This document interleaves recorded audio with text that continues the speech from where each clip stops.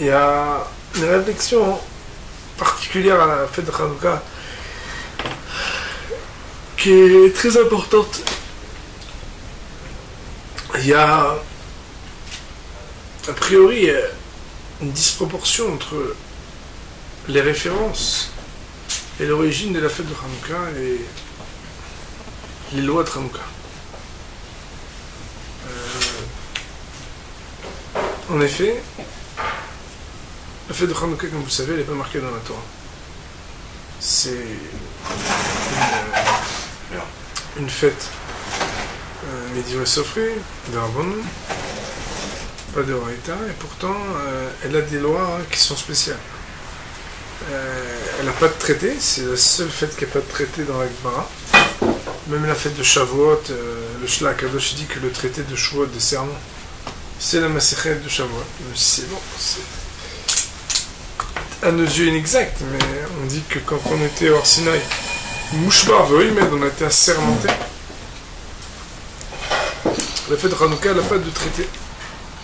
Les textes qui parlent de la fête de Hanouka, c'est quelques pages dans le traité de Shabbos.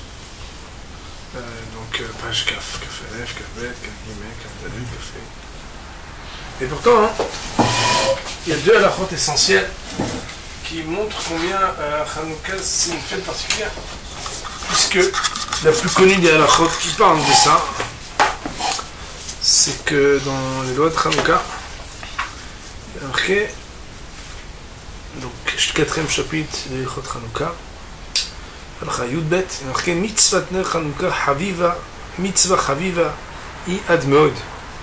La mitzvah de Hanouka est une mitzvah très très Haviva, très choyée. V'tzarich Adam le Iser, bah, et l'homme doit être vigilant à cette mitzvah, que dès le dit à Nes, afin de faire connaître la Nes, ou le aussi Beshvar Rakel, et de rajouter la louange d'Hachem, le Odaya de reconnaissance, à la Nissim Sha'asadanu sur les miracles qu'il a réalisés pour nous. Ça, les gens le connaissent, mais la fin, on oublie, et c'est Shranok, il est tranché comme ça. On avait fait un chiffre là-dessus une fois. Même si un bonhomme il mange que de la mendicité, Shoel, il doit emprunter. Au Mocher Ksuto, il doit vendre son vêtement. Veloker Shemen Venero Automatique, pour acquérir de l'huile et des veilleuses et allumer.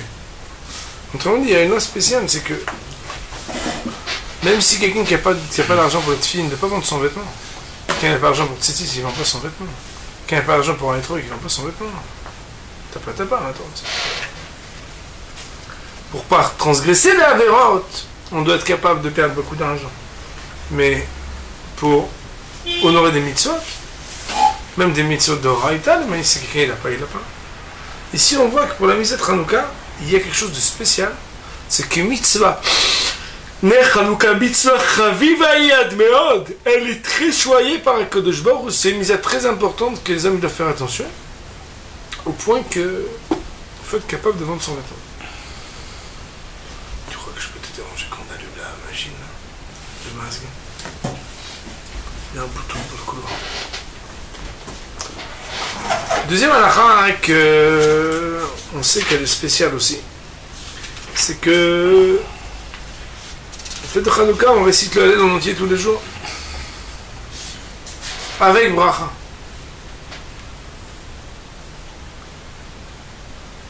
Chose qu'on ne fait pas même pendant la fête de Pessah. Après, tu as une minute. Après le premier jour on dit le Hallel en entier. Les autres jours on dit pas le Hallel en entier. Mais ici il y a quelque chose ici qui est bizarre. Il faut allumer la lumière aussi du fond de Mahila. Ça veut dire qu'il y a une disproportion entre la nature de la fête, d'un côté, et les lois qui incombent à cette fête. La fête de Hanouka, elle est spéciale. L'homme a ou Kezedana. On n'a pas trouvé une chose pareille.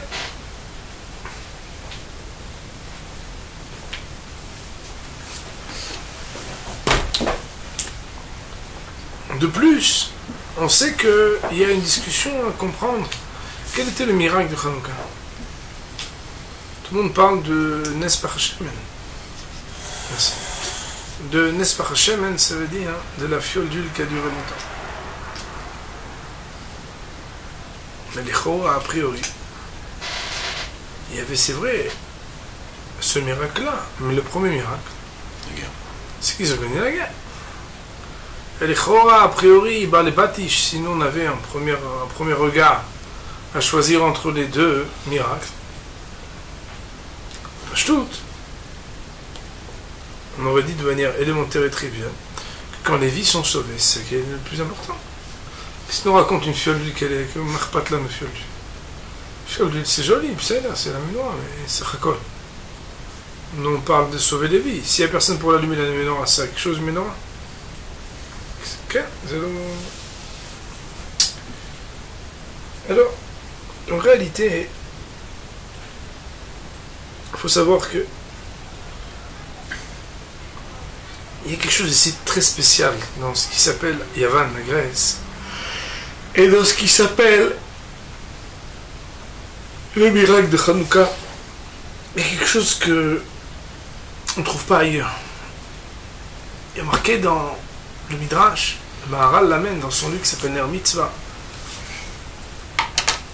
Le livre Ner Mitzvah, il est consacré tout entier à ce qui s'est passé à Hanouka. Marqué dans le Maharal, le Midrash, qui dit que depuis Bereshit, était déjà prévu par HaKadosh Baruch Hu les 4 exils. Comme vous le savez, le Midrash nous dit Tohu vohu choisher teom, Tohu vohu chocher, l'obscurité, et teom, l'abîme. Chocher fait allusion à l'exil des Yavan, des Grecs. Pourquoi nous dit le Midrash Shiachshirou Anem chez l'Israël b'Xeloter, car ils ont obscurci les yeux des Juifs par leurs décrets. Bien entendu, c'est pas anodin que on appelle la Grèce en alliant son nom de la Grèce à Rocher, à l'obscurité. Et c'est certainement pas fortuit que les maïs, on voit que on allume les veilleuses de Hanouka alors que l'exil de la Grèce, c'est l'obscurité. C'est qu'on les allume en plus uniquement quand il fait nuit et pas quand il fait jour. Il faut savoir que le sujet de l'obscurité, c'est un sujet, une force. Shapira, il a dit qu'aujourd'hui on ne sait pas ce que ça veut dire l'obscurité. Parce que aujourd'hui, avec des petits LED et des petits fluorescents et des petites lumières et des petits quelque chose, se retrouver dans une obscurité totale, c'est quelques chayalim de temps à autre qui sont dans l'obscurité totale dans un endroit, et encore, ils ont toujours un petit marchir, un petit quelque chose qui peut être allumé. L'obscurité parfaite, on a du mal à la toucher aujourd'hui, c'est-à-dire, c'est rare de se trouver dans une obscurité parfaite.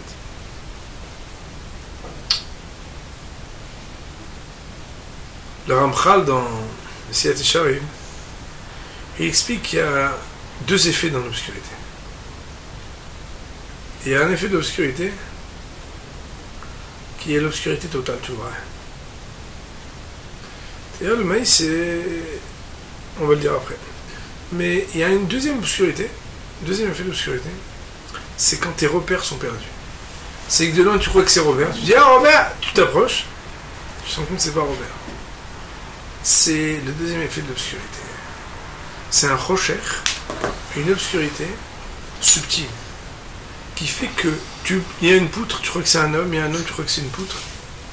Tu crois que tu vois, mais tu vois pas. Ça s'appelle l'obscurité. Dans l'Égypte, quand il y a eu progressivement la plaie de Rocher, on apprend aux enfants, premier jour, deuxième jour, troisième jour, vous vous rappelez, quand on dit ils ne pouvaient pas voir, après ils ne pouvaient pas, ils ne pouvaient plus bouger. Il y a une obscurité qui immobilise totalement. Cette obscurité-là, elle est grave. Mais il y a une autre obscurité qui fait trébucher, qui fait que la personne, elle croit qu'elle peut avancer, elle croit qu'elle a ses repères, et elle se plante totalement.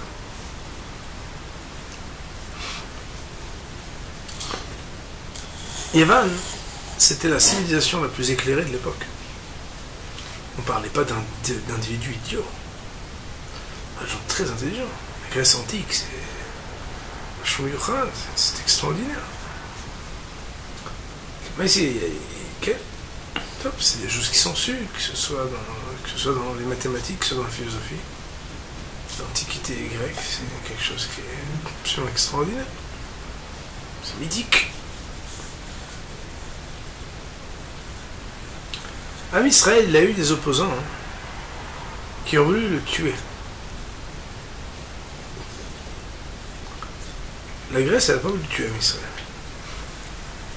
La Grèce, elle a fait quelque chose de très subtil. Elle a dit, on voudrait que vous traduisiez la Torah. Votre Torah nous intéresse. De nous.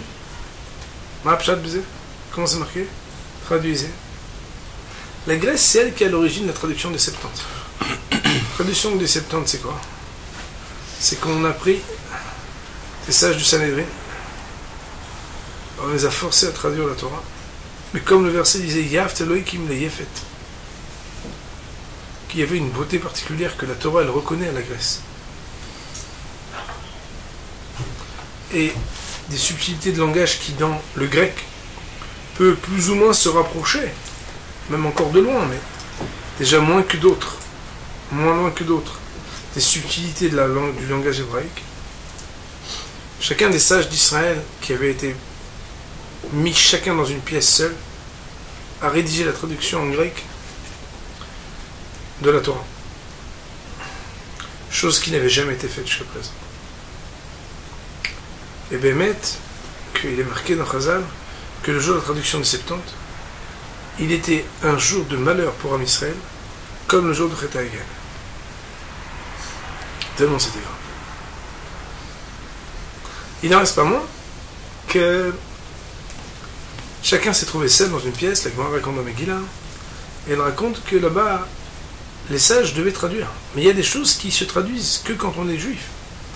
Parce que quand on dit par exemple que Kadosh Baruch Hu, il y a marqué « Nous allons façonner un homme », nous allons, ça veut dire qu'on est plusieurs. Le Midrash va dire qu'il a demandé conseil aux anges.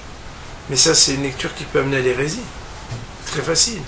Ou bien à vouloir dire que la Torah elle-même, elle reconnaît que Chas v'Shalom, il est à émettre des réserves de l'unicité d'Hachem. Alors à Kadosh Baruch Hu, ça et là, chaque fois il y avait des anomalies qui sont propres au judaïsme et à l'exégèse de talmudique ou midrashique.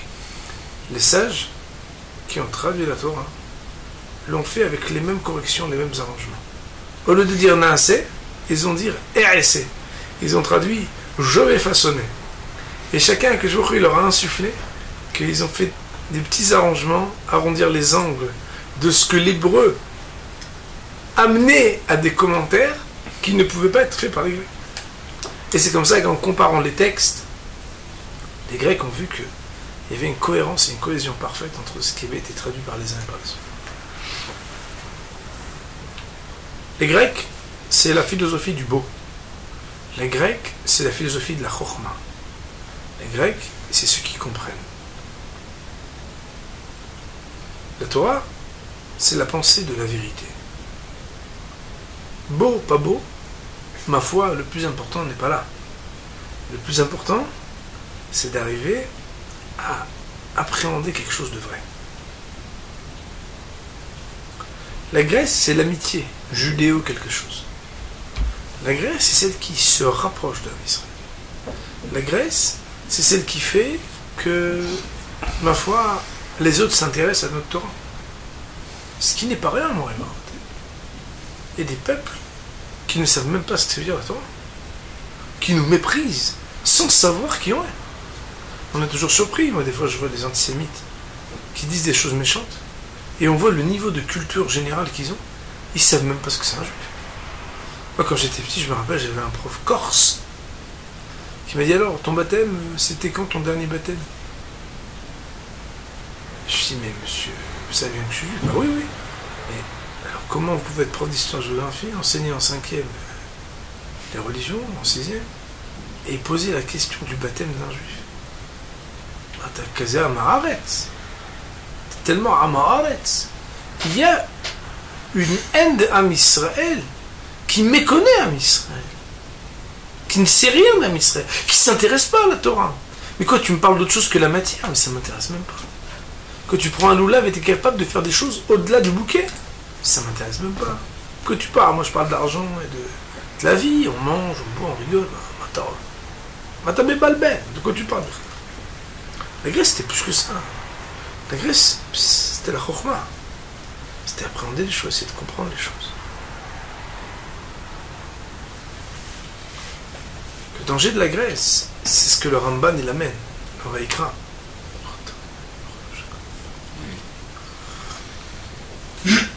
C'est que pour les Grecs, n'existe et n'est considéré comme vérité que ce qu'ils comprennent.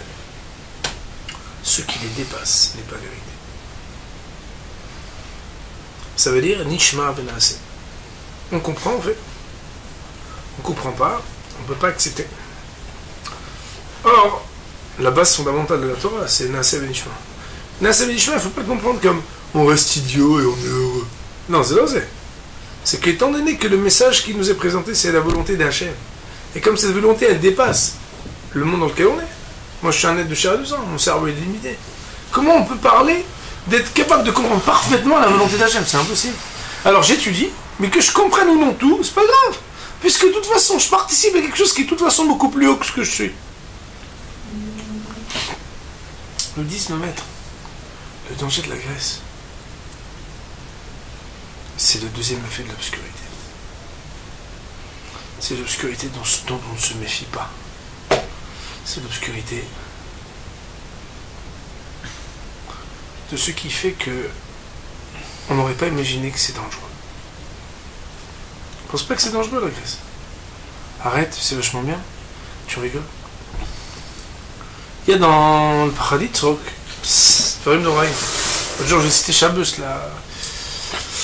La Gemara qui dit dans ma Sechet Brachot, celui qui voit un sage d'Israël, il doit dire la bénédiction. Baruch shechalak mitorato lireav. Il est sans bénédiction celui qui a partagé de sa Torah avec ceux qui le craignent. Alors que quand on voit un sage des nations, on doit faire une bénédiction aussi. Qui dit Baruch shenatan mi chokhmato levasar vada. Il est sans bénédiction celui qui a donné de sa sagesse à un homme de chair et de sang.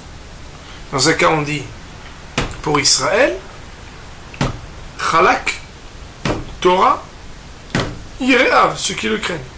Pour les non-juifs, on dit Umata Olam, Nathan, de Chokhma, Basar Vadam, un être de chair et de sang. Nous disent nos maîtres. La différence entre un sage d'homme Israël et un sage grec, c'est que le sage grec, quand on lui parle de ce qu'il a compris, il en fait ce qu'il veut de ce qu'il a compris. Ça n'engage à rien du tout. Il n'est pas lié à celui qui lui a permis de comprendre. Un juif, quand il étudie la Torah comme un juif, alors lui, quand il étudie, il est engagé. C'est une offre avec engagement. Quand on étudie, on ne fait pas ce qu'on veut. Un homme, il étudie, il ne peut pas faire ce qu'il veut. Il est attaché à quelque chose. Écoutez bien mon réverbère, ce que je veux dire, c'est un peu dur ce que je veux dire.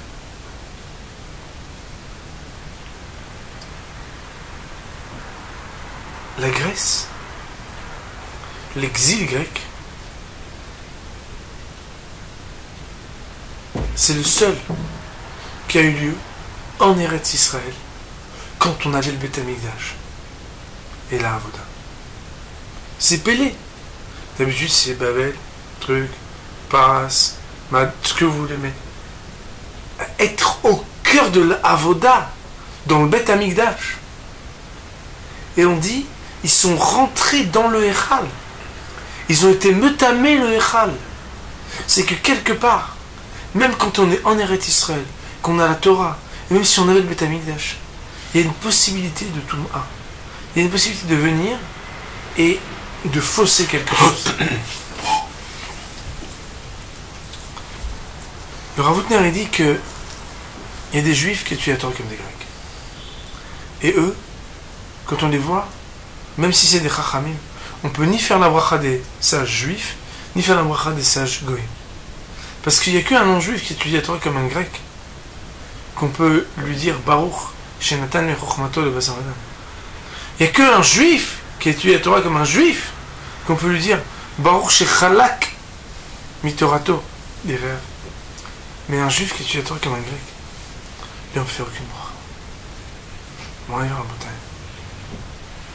faut savoir que malheureusement, il y a des tendances, aujourd'hui encore, à aborder la Torah comme une discipline académique. On est à l'école, t'as eu combien en Torah, t'as eu combien en histoire, t'as eu combien en maths, t'as eu combien en avis. Mon rêve un boy, ça. La Torah, c'est pas une discipline comme les autres. L'évaluation de la Torah, même s'il faut évaluer, c'est normal, mais il faut jamais que ça soit comparable à la biologie, aux mathématiques ou à la géographie. La Torah, c'est pas une discipline académique. La Torah, c'est un moment où je me fixe pour me lier avec quelque chose.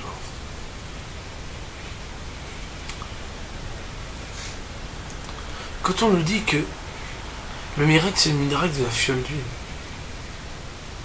c'est que quelque part, on parle ici de la lumière de la Torah. Il faut faire attention à garder le sceau du Kohen Gadol sur la fiole d'huile. Ça veut dire quoi?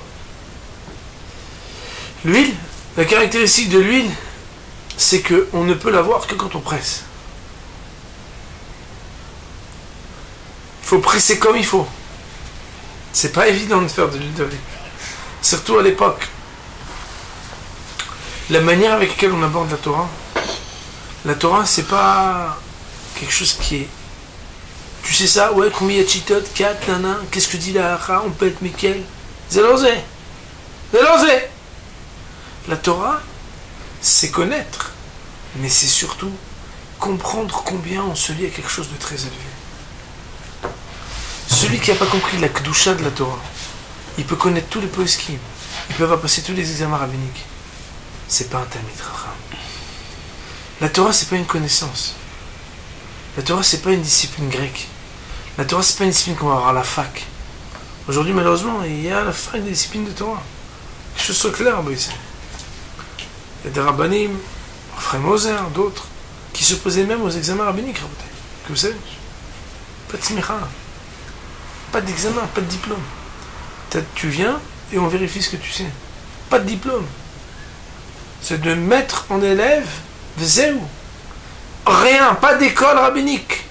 Ça a été dans l'histoire d'Am Israël des gros dossiers d'accepter qu'il y ait des écoles rabbiniques.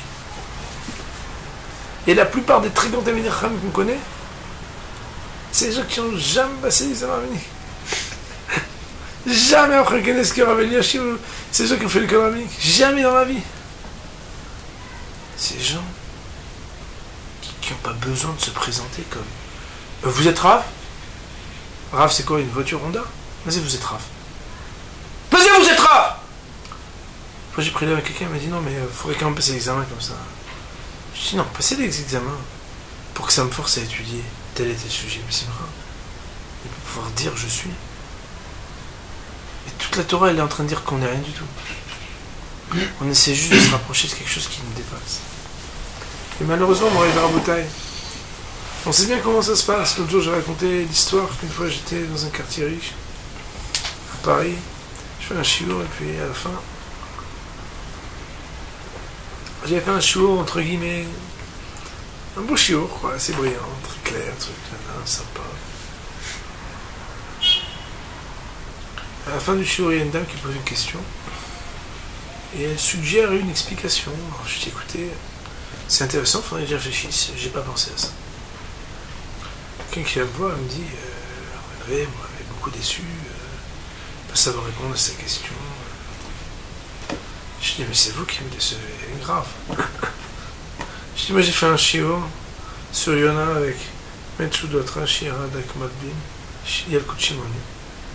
Puis un ou deux trucs du Maharal, mais je prétends pas que j'ai tout étudié. Mais que toi tu puisses penser qu'on puisse faire le tour d'un sujet en 1 heure, c'est nos ravailles.